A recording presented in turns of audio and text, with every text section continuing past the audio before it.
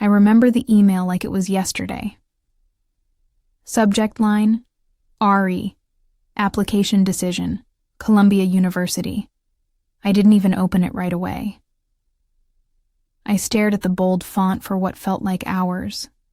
My heart thudded in my throat. Columbia wasn't just a dream. It was my dream. One I earned through late-night study sessions, skipped parties, and tutoring other kids just to afford prep classes. I clicked. We regret to inform you. I stopped reading. I didn't cry. I didn't scream. I just sat in my room, numb, as the winter light outside faded into the orange-gray of early evening. Then I turned to the corner of my desk, where my SAT score report used to be.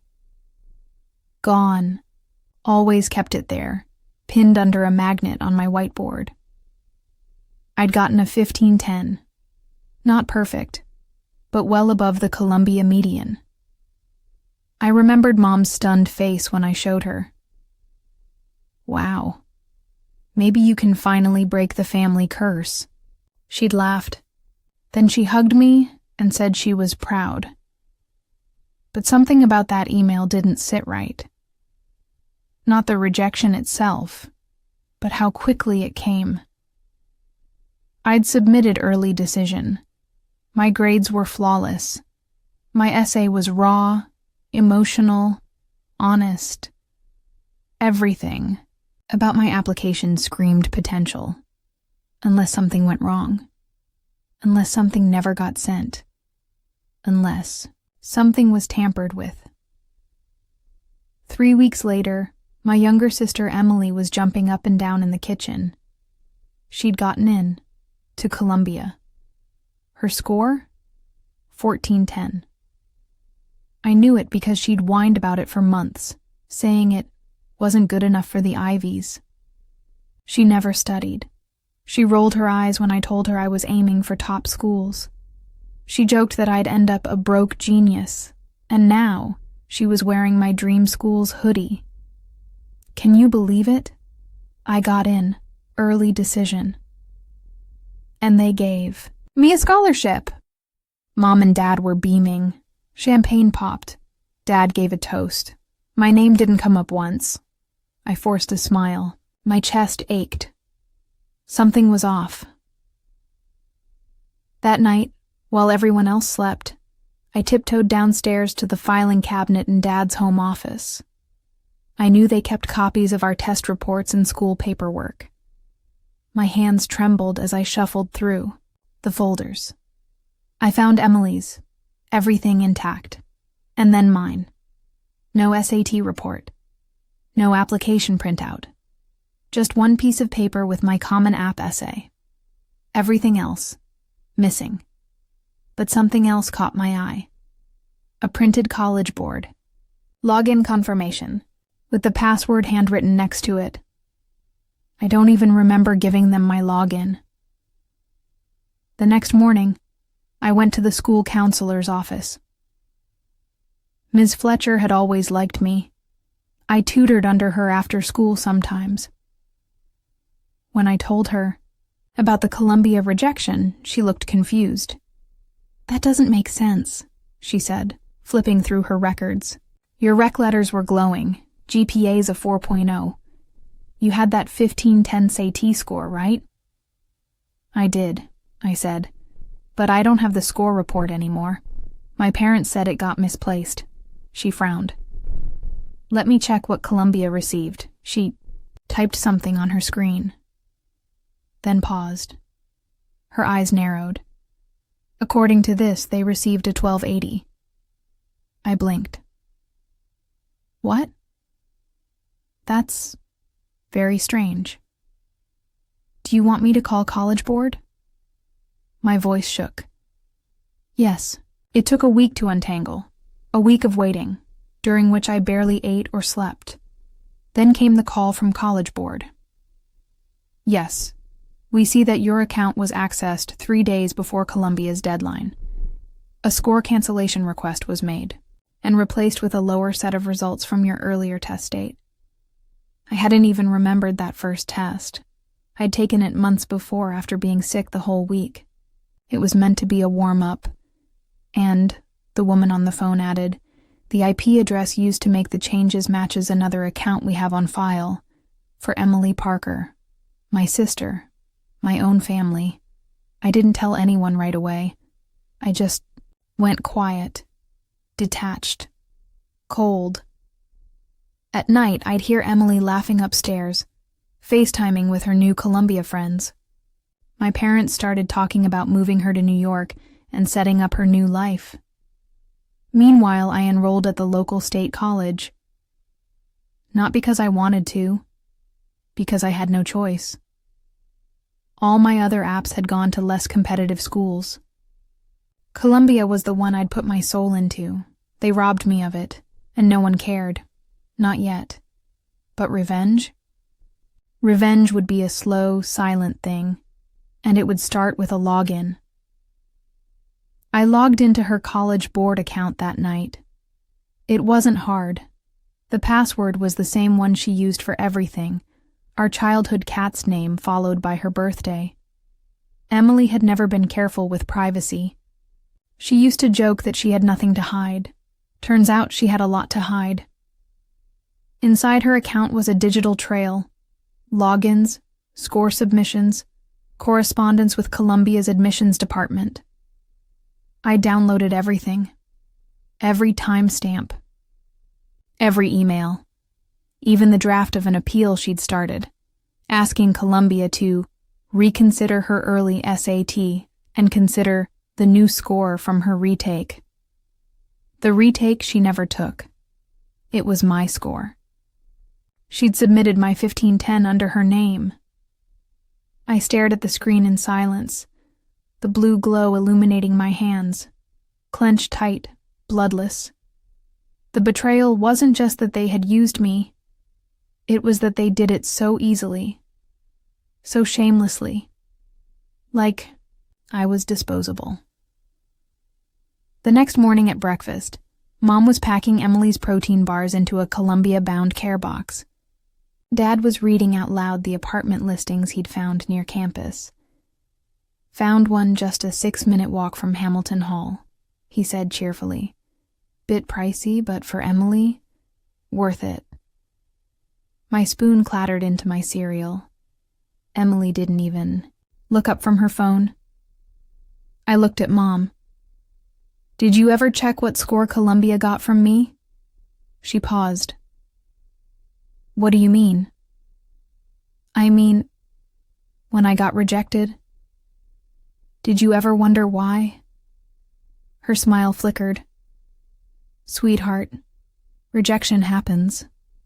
Maybe it just wasn't your year. Or maybe someone logged into my college board account and replaced my score with a lower one. The silence cracked the room open. Dad looked up slowly. What are you talking about? I didn't flinch. I got a 1510. You both saw it. And Columbia never got it. They got a 1280. The one from the sick day exam I told you I'd void. Mom's face drained of color. Emily looked up now, too. That's not... They logged it. College board confirmed the IP address. It matched yours, Emily. Even your login was used. The room froze. You're lying, she hissed. I printed. Everything, I said. All the evidence, and I've already sent it to Columbia and the State Scholarship Board. Her face twisted. You wouldn't... You already did. That night, no one spoke to me. Mom shut her door. Dad paced the hallway. Emily cried loud. Enough for the whole house to hear. Performative sobs echoing through the walls like a poorly rehearsed monologue. But I didn't feel guilty. I felt clarity, the kind that stings and sharpens at the same time. They had chosen her, and now I was choosing me. 3 days later, Columbia called. They were conducting an internal inquiry. They thanked me for the Documentation said they took academic fraud very seriously and asked if I'd be willing to answer more questions. I said yes, and I made a second call to my high school's administration. Ms. Fletcher already knew. Apparently, she'd filed a report after confirming Columbia had received false information. She'd also reached out to the district counselor, who now wanted to meet with my parents regarding possible academic dishonesty and college fraud. The fallout came fast. Emily's acceptance was placed under academic review. She cried again. But this time, there were no cameras, no champagne, no congratulatory posts. Mom kept whispering, "This will ruin her future." Dad blamed the pressure, the system, the competition. No one apologized to me. No one asked how I felt, being erased, betrayed, silenced in my own house. But it didn't matter. I had more plans. Because revenge wasn't a scream. It was a whisper in the right ear. A quiet file drop. A paper trail soaked in truth. And I was just getting started. The first family meeting wasn't called by them. It was called by the school district. Mom stormed down the hallway like she was heading into a courtroom instead of the counselor's office. Dad walked stiff beside her, jaw tight, the kind of clenched pride that refused to admit shame, even when drowning in it. And Emily? She stayed in the car, arms folded, sunglasses on, like the world was doing this to her. They made me sit in the waiting area, like I was the one who needed to stay quiet. I didn't mind. That's what they were used to anyway, me sitting quietly while they made decisions, while Emily threw tantrums and they called it passion. Through the glass walls of the counselor's office, I watched it unfold. Mom leaned in hard, voice rising. Dad kept glancing at the door, like he wanted out. The district official's face stayed calm, impassive, as he laid out the documents I'd submitted. Each printed log, each digital receipt of fraud. It wasn't just college admissions anymore. It was now a legal concern. When they got home, no one spoke to me. Not that day. Not the next.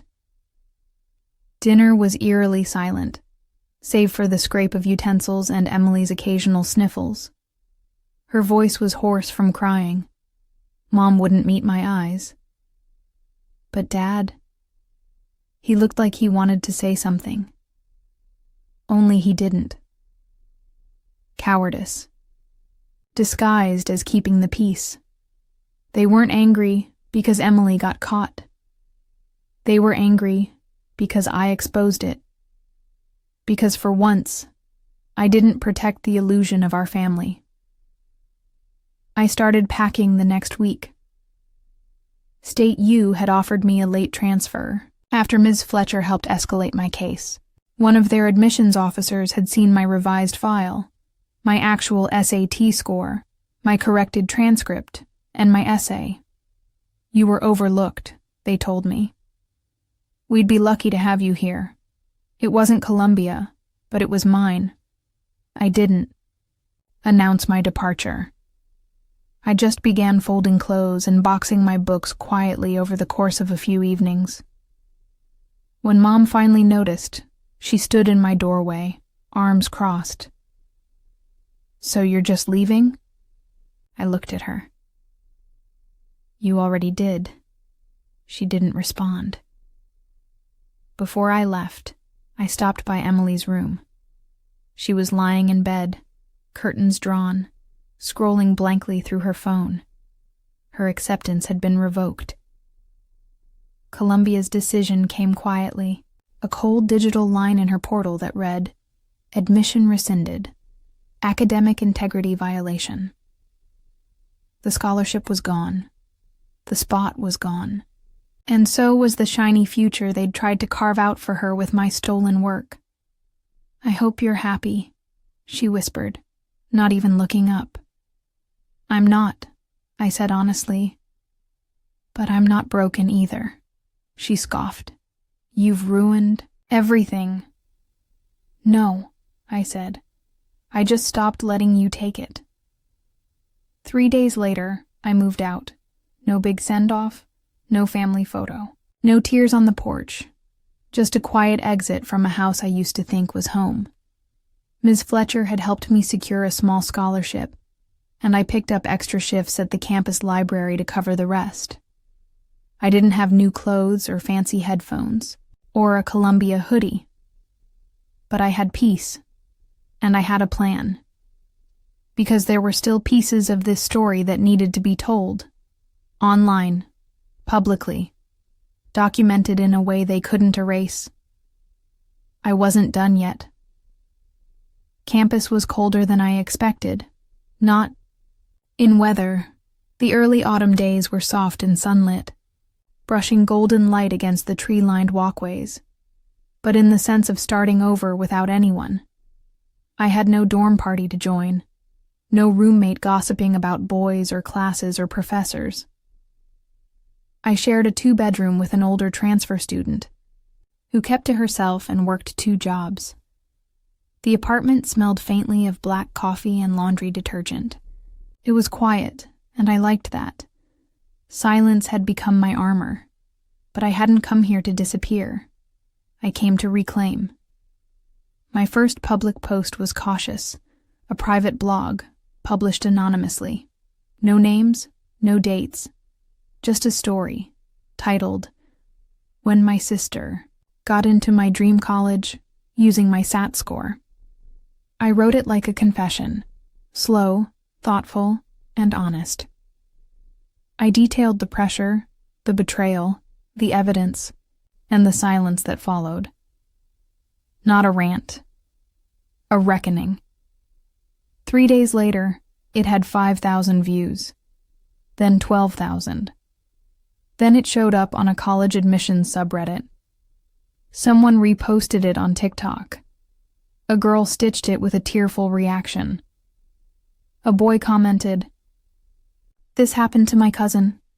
Parents swapped her application essay with her brother's." Suddenly, my story wasn't just mine anymore. It was ours. Emails started arriving in the burner account I'd created for the blog. Students, counselors, even an ex-admissions officer from a small liberal arts college. They all said the same thing. This happens more than people think. The system, already stacked and brutal, gets warped even further when families try to help. Help, they called it. Theft, I called it. Some asked if I'd do an interview. Others offered to connect me with journalists. I hesitated. Going public meant risking exposure. My parents would know. My sister would know. Everyone from high school would know. But something inside me, something that had stayed buried under years of being the quiet one, the responsible daughter, the one who never made things difficult, finally rose to the surface. Let them know. Let them finally see. I reached out to a podcast that focused on educational ethics. A week later, I recorded an anonymous segment. My voice was altered. My name wasn't used. But I told the truth. All of it. And when the episode aired, it went viral. Tens of thousands of plays. Comments flooded in. The story was picked up by a journalist for an education-focused newsletter. They reached out with one question. Would you be willing to go on record? I stared at the email for 2 full hours. Then I typed, yes. But I want it done right. And I want control of how it's told. Back at home, things were unraveling. Through mutuals on social media, I found out Emily was enrolled at a local community college. Quiet, unbranded, anonymous. Her Columbia acceptance had vanished from her bios. Her Instagram went private. Mom Hadn't posted since the Welcome to Columbia photo a month back. The shame must have settled in deep, but not enough to warrant an apology. I wasn't expecting one anymore. The power shift wasn't about hearing "I'm sorry." It was about making sure they never had the power to rewrite my story again.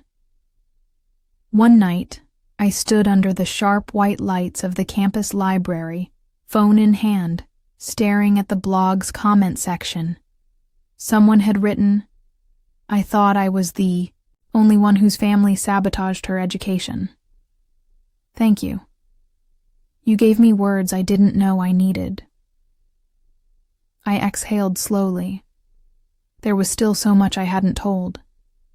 So much I was still building. Legally, emotionally, strategically. But for the first time since that rejection letter hit my inbox, I didn't feel like a ghost. I felt real. Seen. And soon, I'd be impossible to ignore. The article dropped on a Wednesday. Erased for admission. One student's battle after her family stole her future. The journalist had done everything right. No dramatics, just the facts. Documents were cited, redacted emails and College Board. Logs were included. And most importantly, the story was told from my voice, clear, cold, and honest. Within hours, the piece exploded. Education influencers reposted it. Advocacy groups shared it. Even a Columbia alum commented, "As an admissions mentor, I see too many families think this kind of cheating is harmless. It's not. It destroys trust. This young woman deserves justice." My inbox overflowed, op-eds, podcast invites, panel requests. But what caught me off guard was the message that came from my high school's assistant principal. We saw the article. "If you're willing, we'd like to bring you back to speak at this year's Academic Integrity Symposium." I blinked at the screen. Me? Speak? At the very school that watched me fade out while Emily got everything?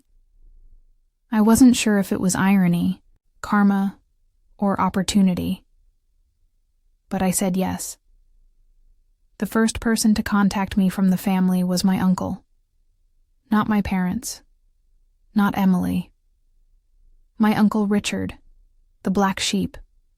The one who'd walked out on the family years ago after a fight over business and pride. Messaged me on LinkedIn, of all places. I saw the article. "I always knew you were the one with the fire. I'm proud of you." Just one message. But it broke something in me. Because for the first time in years, someone in my bloodline acknowledged me. Not as a backup. Not as the support beam to hold. Up the golden child, but as a person. I never responded. But I cried. Hard. 2 weeks later, I returned to my old high school.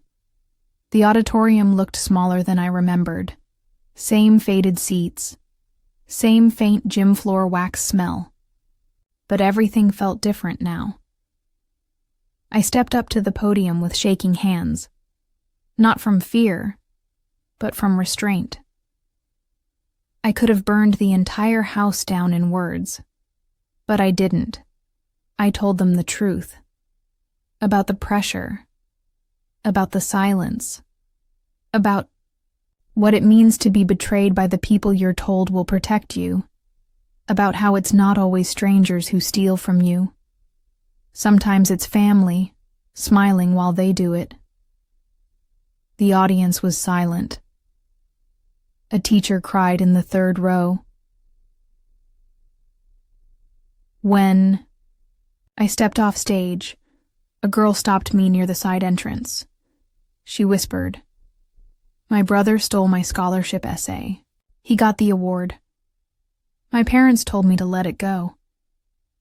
I didn't say anything right away. Then I reached into my bag, pulled out the print version of the article, and handed it to her. You don't have to stay quiet, I said. She nodded, trembling but hopeful. That night, I got a text.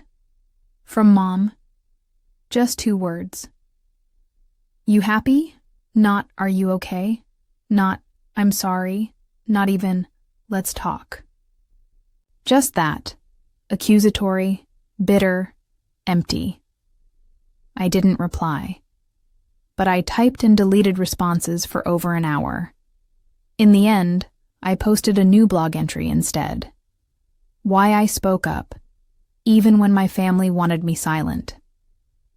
It opened with a single line, the truth doesn't need permission, just a voice willing to use it. Winter break came and went without a single call. No Merry Christmas, no how's school. Not even a forwarded meme from Dad, the kind he used to send at random with too many emojis and the wrong context. The silence didn't sting anymore. It felt earned, like a border I had finally built for myself, lined with steel and truth. January, I was featured in a national education magazine. The title? She lost her dream school to a lie, then became the voice of a generation. It felt surreal, reading my own words in print, seeing my face, not anonymized or blurred, on a full-page photo. I wore no makeup. I asked them not to edit, the circles under my eyes. I wanted people to see the tired, the fight, the real, and people did see it. I was invited to speak at a college ethics conference in Chicago, then a virtual summit for high school counselors. Even the Department of Education contacted me to consult on a new awareness campaign about application fraud. I never asked for this spotlight. But now that it was here, I was going to use it. I found out through an old friend that Emily was working part-time at a juice bar near our town's strip mall. She wasn't in school anymore. Apparently, Mom tried to get her into another private college, but her name had quietly landed on a few internal watch lists used by admissions departments to flag applicants linked to academic dishonesty. She wasn't blacklisted, but she wasn't welcomed either. I didn't laugh. I didn't gloat. I just closed my laptop and whispered, I warned you. In February, I got a letter, a real one, stamped, handwritten. It was from my grandmother's sister, Aunt Celine. She'd read the article. Somehow it reached her halfway, across the country. She said she cried when she recognized my last name. You always reminded me of your grandmother, she wrote. Quiet, but never weak. She ended the letter with a sentence that stayed with me for days. Sometimes the strongest revenge is living the life they tried to take from you, and living it well. That month, I gave my first TEDx talk. The auditorium was packed. The video would later hit 500,000 views within weeks. But in that moment, all I saw was the empty front row, the one I never invited my family to sit in, and for the first time, I felt peace in their absence. Not grief, not bitterness. Peace. After the event, a boy my age came up to me. His hands trembled when he spoke. My cousin's parents forged his transcript, got him into a school he wasn't qualified for. He's drowning, but they won't let him quit. He looked like he hadn't slept in days. I handed him a card with the advocacy group's hotline on it. Then I said, You're not crazy, and you're not alone. He exhaled like he'd been waiting to hear that for years. That night, I walked back to my apartment, snow crunching under my boots, the city lit up in tiny golden flecks. I passed a bookstore and stopped in front of the window.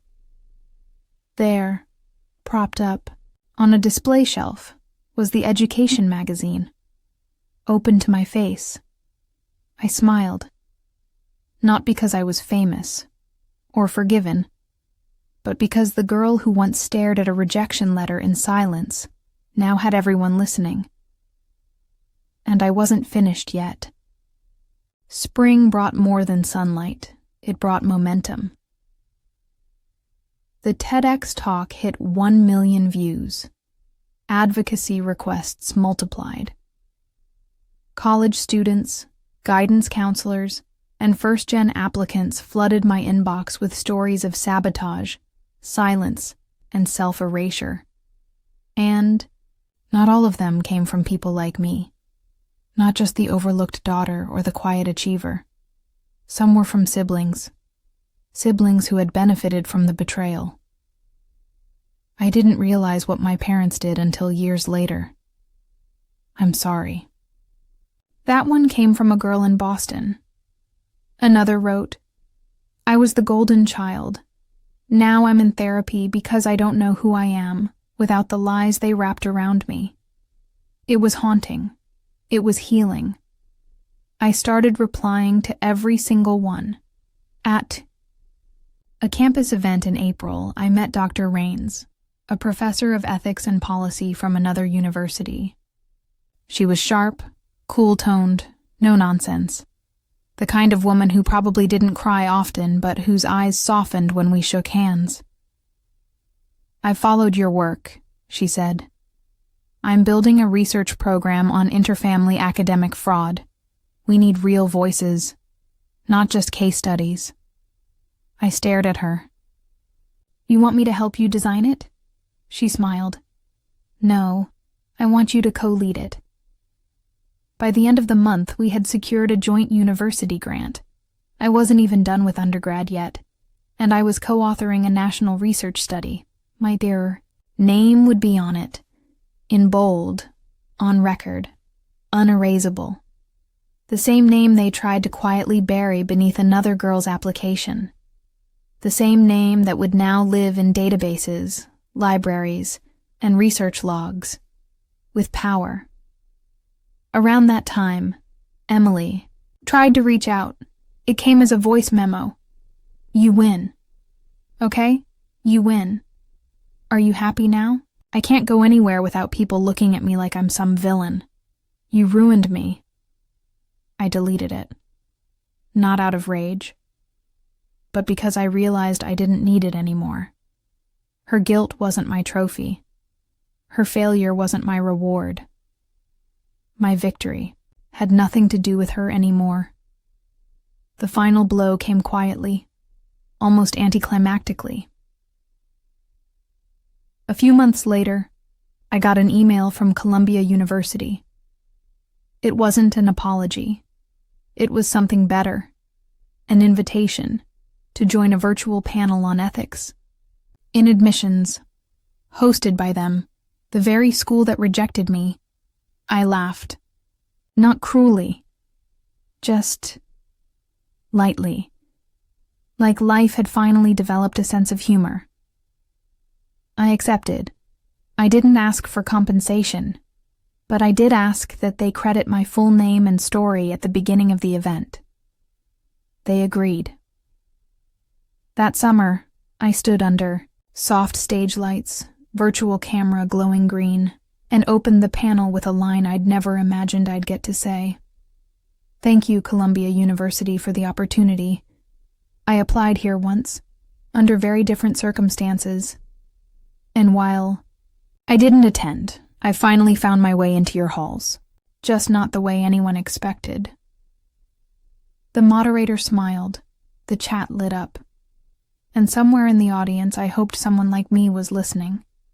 Not the version of me that had already risen, but the one still sitting in a bedroom, holding a rejection letter, wondering why the world felt so unfair. I hoped they knew now. You don't have to scream to burn a house down. Sometimes the quietest voice is the most dangerous one in the room. It took me 4 years to graduate, not because I fell behind, but because I chose my own pace. Alongside classes, I co-led the research initiative with Dr. Rains, helping shape new frameworks for identifying academic fraud from within families. We interviewed over 300 students. Some stories mirrored mine almost exactly. Others were worse. But all of them mattered.